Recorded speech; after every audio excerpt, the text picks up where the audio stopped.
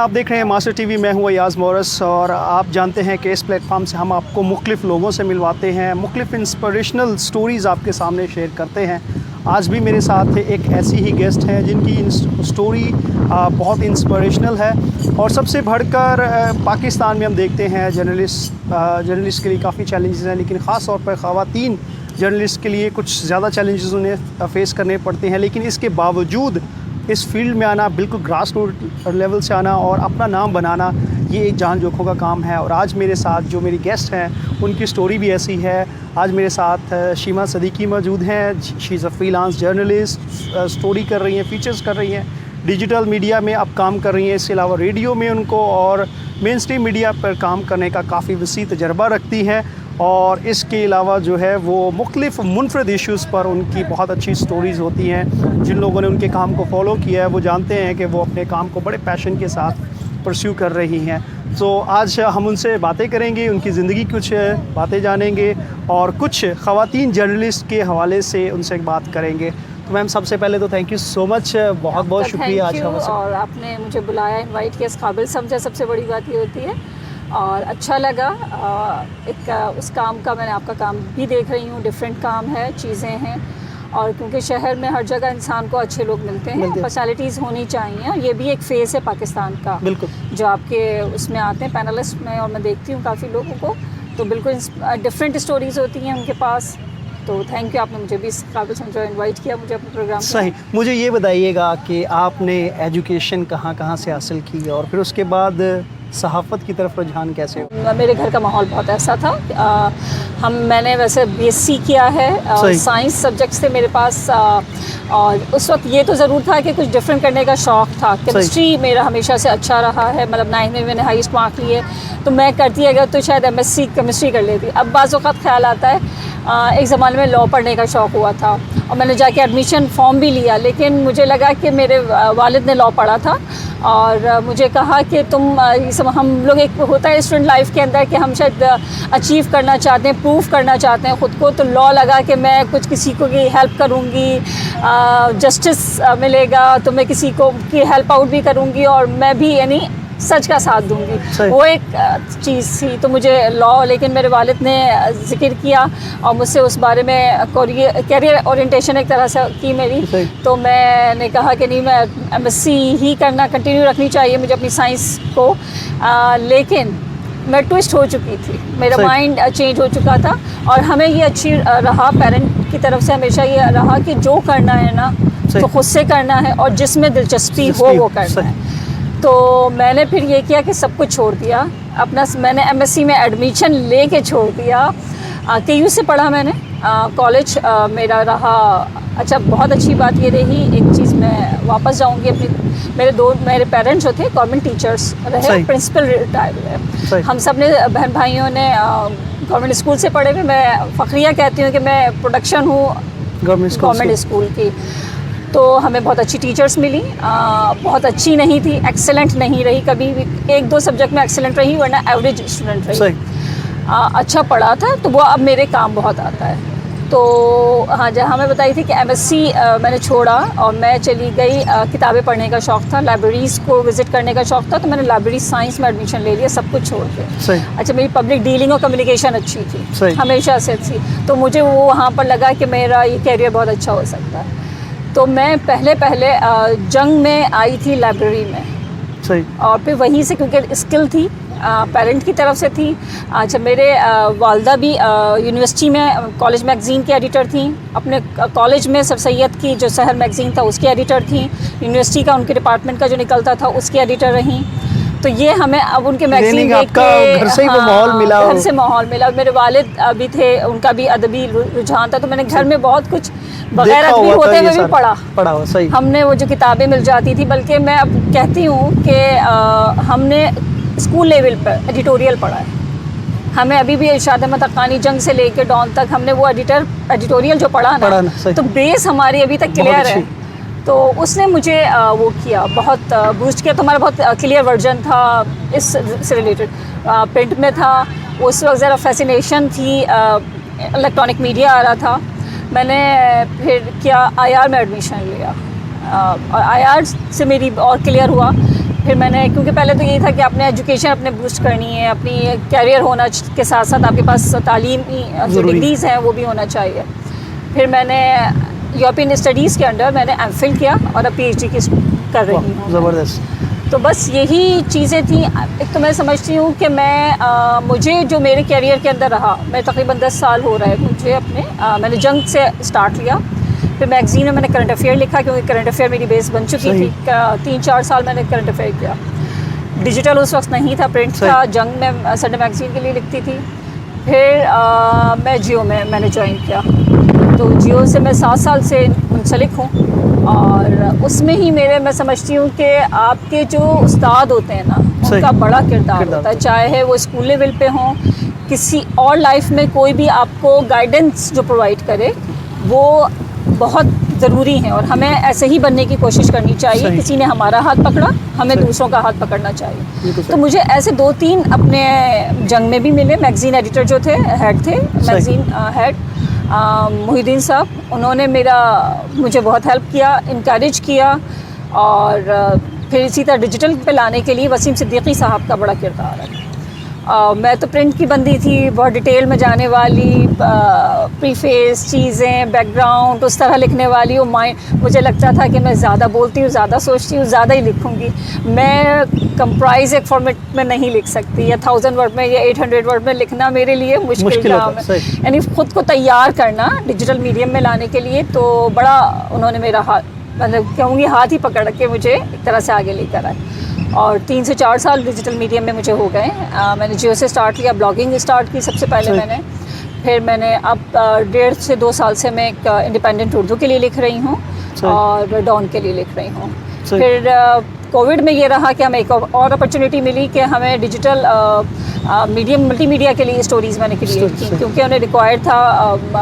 बहुत सारे लोग, वही बात है कि जब ब्लास्ट होता है तो जर्नलिस्ट सब लोग भाग रहे होते हैं वहाँ से, और हमारा काम ये होता है कि हमें वहाँ पहुँचना है। बिल्कुल। तो कोविड में भी यही हुआ सूरत हाल कि हमें कहा गया कि हम अपने आप को सेफ रखते हुए स्टोरीज़ लेकर आएँ, जो पहले तो बिल्कुल क्योंकि एक्सीडेंटली ये हमारे साथ हुआ। पूरी वर्ल्ड वाइड ये एक चीज़ रही। और हम लोग तो हमने स्टोरीज़ थी, दैट्स बात है, स्टोरीज़ हर वक्त होती हैं, हर जगह होती हैं। हमें उन्हें थोड़ा सा बस गिग आउट करना था, तो डिज आउट हमने किया उसको, और स्टोरीज़ हमें मिली और बहुत अच्छी स्टोरीज़ मिली। मेरा एक तरह से कहूँ कि मल्टीमीडिया की एक नया मेरा रहा और अच्छा रहा। और अभी लास्ट ईयर ही मुझे एक अपना आगाही अवार्ड मिला है एक स्टोरी पर। मैं ज़बरदस्त। हाँ, और वो समझती हूँ मैं, मेरा ख्याल ये है कि हम सेंसिटिव टॉपिक को भी, जो हमें बाज़-औक़ात लगता है, रिस्पॉन्सिबिलिटी से लिख सकते हैं। और मेरी एक ऐसी सेंसिटिव स्टोरी थी, और मैंने उसको ये ज़रूर एहतियात की क्योंकि सब्जेक्ट बोल्ड था, बाज़ लोगों के लिए बोल्ड था, और उसके अंदर कंटेंट ऐसा हो, आम फहम हो, क्योंकि हमारा टारगेट ये था कि लोगों तक जाए बात। सही। तो हमने कोशिश ये की कि डायरेक्ट हो, सिंपल हो, और कोई यानी ऐसा ना लगे कि हम कहीं इम्पोज करने की चीज़ कर रहे हैं। तो चीज़ें, मेरा ख्याल है कि हम हर तरह कर सकते हैं सेंसिटिविटी और रिस्पॉन्सिबिलिटी के साथ। सही।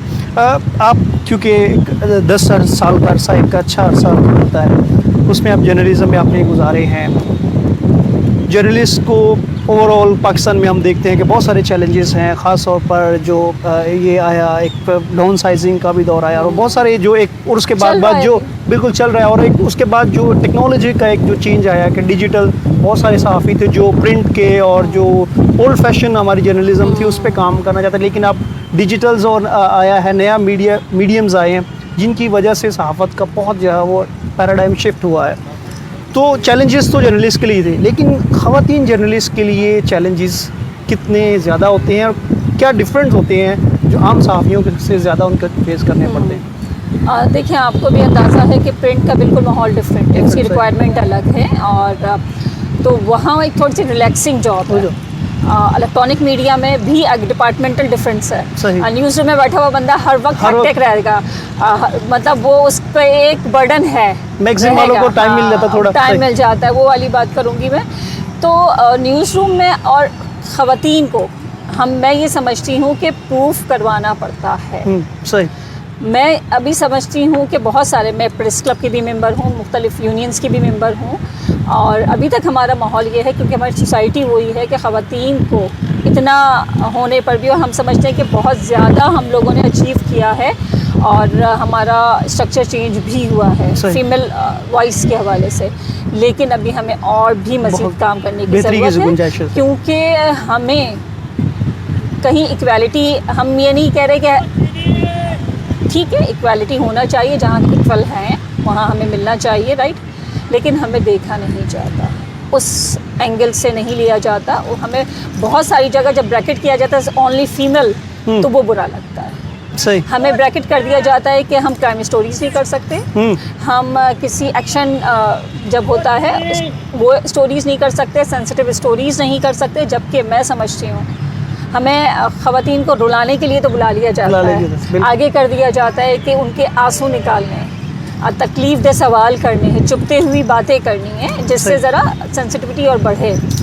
रेटिंग के लिए या उसके लिए तो हम समझते हैं, लेकिन कोई संजीदा जो मौज़ूआत हैं या सब्जेक्ट हैं वो स्टोरीज़ हमें नहीं दी जाती, तो क्योंकि हम खातून होते हैं, तो ये चीज़ मुझे बुरी लगती है कि इससे हमें और इस पर वर्कआउट करने की ज़रूरत है। दूसरा, हमारे पास मैं समझती हूँ कि हमें, क्योंकि जर्नलिस्ट होता है, जैसे डॉक्टर होता है, वो फीमेल और मेल नहीं होता, तो हम यहाँ पे भी समझते हैं कि हमारे प्रोफेशन में भी इस चीज़ को रिकग्नाइज़ किया जाए कि वो सिर्फ जस्ट जर्नलिस्ट है। सही। तो बहुत सारे फ्रेम होंगे, लेकिन अभी देख रहे हैं कि बहुत सारी तब्दीलियाँ आ रही हैं, ख़वातीन अपने आप को आगे बढ़ा रही हैं, आगे निकल के काम कर रही हैं, तो चीज़ें तो परसेप्शन तो चेंज होंगे, लेकिन टाइम लगेगा, हमें भी पता है टाइम लगेगा, लेकिन क्योंकि न्यूज़ रूम में एक अलग तरह सोसाइटी का वो हिस्सा आता है जो पढ़ा लिखा है, जो बाशऊर है, जो क्रिएट कर रहा है, तो जो मैं समझती हूँ कि उनकी रिस्पॉन्सिबिलिटी बढ़ जाती है। सही। बहुत सारी जो फीमेल्स हैं वो आना चाहती हैं मीडिया में, और ये एक बड़ा बाहर से आपको लगता है बड़ा क्रेज़ होता है, जब हम भी मीडिया के शुरू में देखते तो बड़ा एक क्रेजीनेस फील आती है, कि आपको लगता है कि आप जाके दुनिया को पता कर देंगे, लेकिन जब आप प्रैक्टिकल फील्ड में आते हैं तो आपको इसके चैलेंजेस का, आपको इसकी डिमांडिंग जो सिचुएशन होती है उसका आइडिया होता है। इसके साथ साथ जो एक बहुत एलिमेंट होता है अहम, कि एक जर्नलिस्ट के लिए मुताला बहुत ज़रूरी है, तो ख़ास तौर पे वो लड़कियां जो बिल्कुल ग्रास रूट लेवल से आती हैं, जो आना चाहती हैं इस मीडिया की फील्ड में, उनको किन चीज़ों पर जो है वो फोकस करने की ज़रूरत है, ताकि जब वो अपने काम की वजह से स्टैंड आउट कर सकें और वो एक रोल मॉडल बन सकें बहुत सारे उन लोगों के लिए जो इस फील्ड में आना चाहते हैं। हाँ, देखिए, मैं समझती हूँ कि हमें, जैसे आपने भी कहा कि मुताले की बैकग्राउंड, मैं अभी, जब मैंने आपको बताया कि मेरा एक साइंस बैकग्राउंड था, मेरे पास लाइब्रेरी का बैकग्राउंड था, लेकिन क्योंकि मेरी बेस बनी हुई थी, कॉन्सेप्चुअल चीज़ें मेरी क्लियर थी, थोड़ी हिस्ट्री रिलेटेड थी, घर का माहौल था, तो मुझे आईआर पढ़ने में, हमने आईआर इस तरह पढ़ा है कि जैसे डिस्कशन तो मैं ये समझती हूँ अभी भी बहुत सारे लोगों का न्यूज़ ही हमें पता था कि न्यूज़ क्या है, कॉन्सेप्चुअल चीज़ें। बहुत सारे लोग कहते हैं कि कैरियर मतलब प्रोफेशनल जर्नलिज्म होना ज़रूरी है, डिग्री उसकी होना ज़रूरी है, वो भी है, लेकिन अगर आपकी बेस नहीं होगी, आपको क्योंकि क्रिएट करना है, हमारे यहाँ हमें सब्जेक्ट दे दिए जाते हैं, हमें स्टोरीज़ दे दी जाती हैं, तलाश करनी होती है, तो जो भी आपका बैकग्राउंड होगा, जो आपका यानी फ्रेम होगा, जितना आपका बैकग्राउंड कहेंगे, जितना आपका मुताला होगा, जितना आप यानी वसत होगी आपके मुताले में, वही आप क्रिएट भी करेंगे, वही डिज आउट भी करेंगे। मैं आपको बताऊं कि मुझे कम्युनिटीज़ पढ़ा और हिस्ट्री, हमारी लोकल हिस्ट्री जो है वो बड़ी पसंद है मुझे, और तो मैंने बहुत अभी कम्युनिटीज़, हमारी जो लोकल कम्युनिटीज़ हैं उन पे काम किया है, ज्यूइश कम्युनिटी पे काम किया है मैंने, और कराची के हवाले से, और उनका जो है हिस्ट्री हमारा, क्योंकि वो कराची का फेस थे, तो हमें इस तरह पे काम करने की ज़रूरत है, क्योंकि कराची, आपने सबने देखा है कि कराची एक मल्टी लिंग्वल ही नहीं, मल्टी कल्चरल सिटी है, और एक मिनी पाकिस्तान जिसको कहा जाता है, हर ज़बान का बोलने वाला आपको यहाँ मिलेगा। तो हमें जितना हमारी वसत होगी, जितना हमारा इल्म होगा, जितनी हमारी क्योंकि आप भी माशाल्लाह साहिब मुताला हैं, तो आप जो बात करते होंगे उसके अंदर ऑथेंटिसिटी होगी, ठीक है, आप जो भी चीज़ कोट करेंगे तो वही आपको एतमाद भी देती है। कहीं आप अगर आप उससे ज़्यादा में कंफ्यूज होंगे तो आप वहीं रुक जाएंगे। तो क्लियर करना, मैं कोई भी चीज़ क्योंकि एक तो मैं खुद एमफिल मतलब मेरा रिसर्च चल रहा है, रिसर्च का बैकग्राउंड था, तो कोई भी चीज़ तलाश करने के लिए पहले आपको मुताला करना ज़रूरी है। और अब हमारे यहाँ मुताले का रुझान बहुत कम है। हम नॉर्मल बात लोगों से कर रहे होते हैं, लोग ऐसा रिस्पॉन्स आता है तो उससे पता चल जाता है कि किताबी या क्लासिक क्या कहेंगे कि एकेडमिक नॉलेज तो है जो टीचर ने प्रोवाइड की है, लेकिन उनकी अपनी बैकग्राउंड नॉलेज नहीं है। तो वो साथ साथ ज़रूरी है। एक जर्नलिस्ट को तो लाजमी चाहिए, उसे सोसाइटी का मालूम होना चाहिए, और उसको जितनी भी हमारी सिर्फ ये नहीं कह सकते कॉलोनियल पीरियड है, हमारा हिस्टोरिक पीरियड है, सब कॉन्टिनेंट का कल्चर है, चीज़ें हैं, वो सब मालूम होना चाहिए। जहाँ तक मैं समझती हूँ खूबसूरती वही आती है। सही।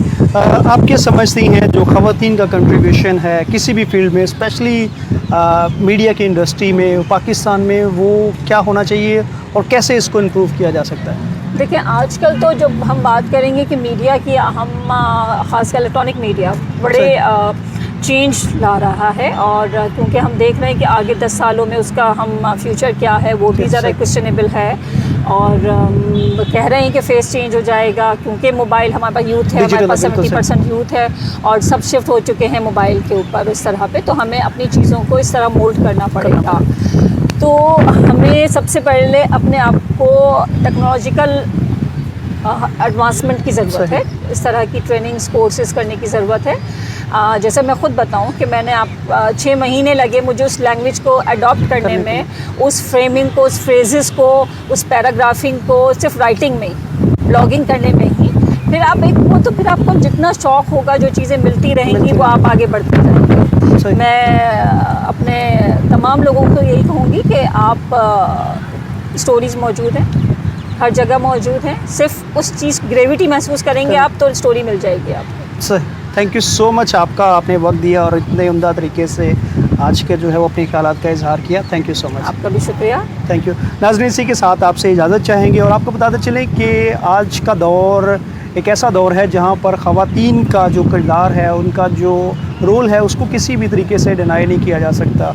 और पाकिस्तान में जिस तरह से ख़वातीन की तादाद है और जिस तरह से ख़वातीन आगे बढ़ रही हैं, ये इस बात की इलामत है कि हमारा माशरा बेहतरी की तरफ जा रहा है, लेकिन हमें मज़ीद इसको और बेहतर बनाना है और ख़वातीन को बाइख्तियार और बाशऊर बनाना है ताकि हम एक मुस्तहकम और एक मुतवाज़न माशरे की तश्कील कर सकें। अपना बहुत सारा ख्याल रखिएगा। Thank you so much.